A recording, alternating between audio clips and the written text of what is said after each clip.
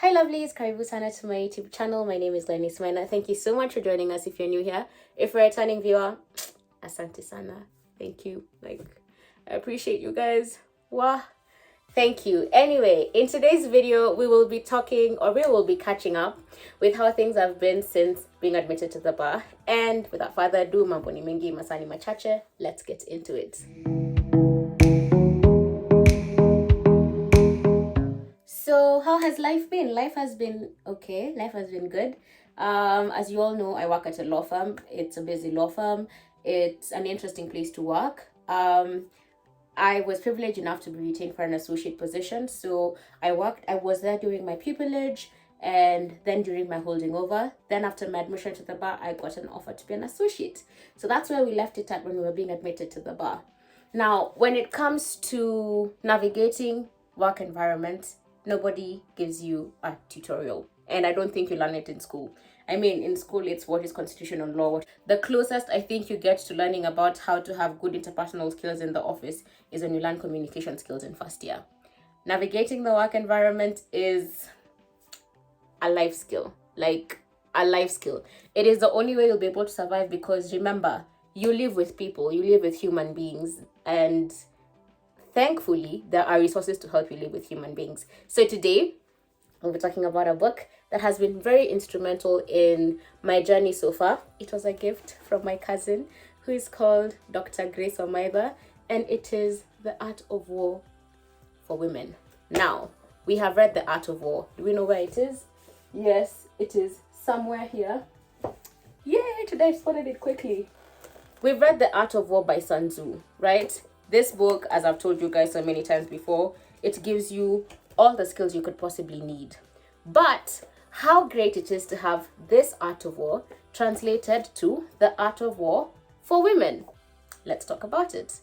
One of the things about working in an office environment is there'll always be office politics wherever you work. There'll always be competition. There will always be a level of jealousy. There will always be all these things that you can't control. So what this lady has done in this book is she has picked out, I think, 10 key issues, and then she's talked about them. I've not finished reading it, but I still feel the need to talk about it with how far I've come, and I will talk about only the areas I've read.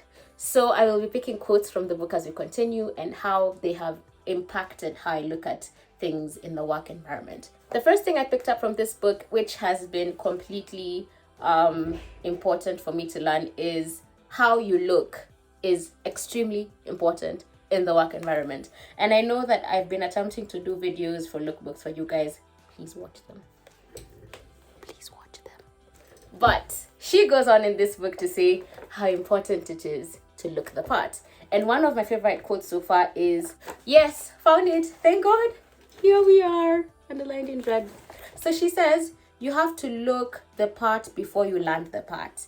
And basically what she talks about in this whole section is, if you want to be a CEO, better look like a CEO. If you want to be a judge, look like a judge. If you want to be the most highly paid attorney in Kenya, look like the most highly paid attorney in Kenya. It is, I would want to say, a level of manifestation, but look how you want to be. Look like the part you want to be. It's extremely important and it's extremely enlightening because what you will realize more often than not is, one, people address you with how you look. And even as I talk about this, let me also throw in and say pretty privilege is real. Like she talks about in the book how in the first 30 seconds of an interview, these people know whether they'll hire you or not. You've not even said anything. You've not even spoken a word. You've not even talked about your qualifications. They probably haven't even looked at your CV. But based on how you look, they're going to hire you or they're not going to hire you. And apparently it's a fact. And because we don't make the rules, we make the rules work for us. So please, first rule, wherever it is that you're working, just look your best. I usually don't have my 10,000 bob suits all the time. You can thrift clothes. It is the great equalizer. It's the same way Nona Marashi zile za 500 bob. Best equalizers. Someone will wear that. Someone will wear 20,000 bob perfume. And you will be playing at the same field. There's one quote that I really liked that she quoted. It's a Chinese proverb that says, humans depend on clothes to style themselves as the statue of Buddha depends on gold to glorify it. I mean, if a statue is made in gold to sort of glorify its being or its essence, even you as a human being, your clothes are what will make people glorify your essence and your being. So first rule I've learned is just show up, look good, look your best. It goes a long way in how people will interact with you in the office. The second thing that you will invariably learn when you work in an office environment is there will always be conflict. It's not something that you can avoid. Human beings in that interaction will get into conflict. And there is various ways to deal with conflict. But there is something that she calls the crab in the pot syndrome, where basically she says, don't fall into the drama just because when you're boiling crabs, apparently, they don't, you don't even have to cover the pot, because crabs will, when they're being boiled, they will essentially pull each other into the boiling water instead of allowing each other to get free. And it's a bit crude because she talks about it and she says that women, especially with regard to jealousy in the workplace, would rather tear each other up than than make each other excel, which is unfortunate, but I see where she's coming from. So don't be that person. Don't be the person that pulls the other down because of a conflict. Be the person who raises other women. I've said it so many times. When you're a beneficiary of women who've been kind to you, be kind to other women. Don't fight other women. Don't be the crab in the pot that pulls the other women down. Be the one who elevates others. Are we together? Yes? Yes? Okay. The other part of the book that I will be talking about, and it is because I'm not done reading this book, but I'm just giving you a synopsis. That's what it's called. A synopsis of the book is when it comes to understanding your place in the office.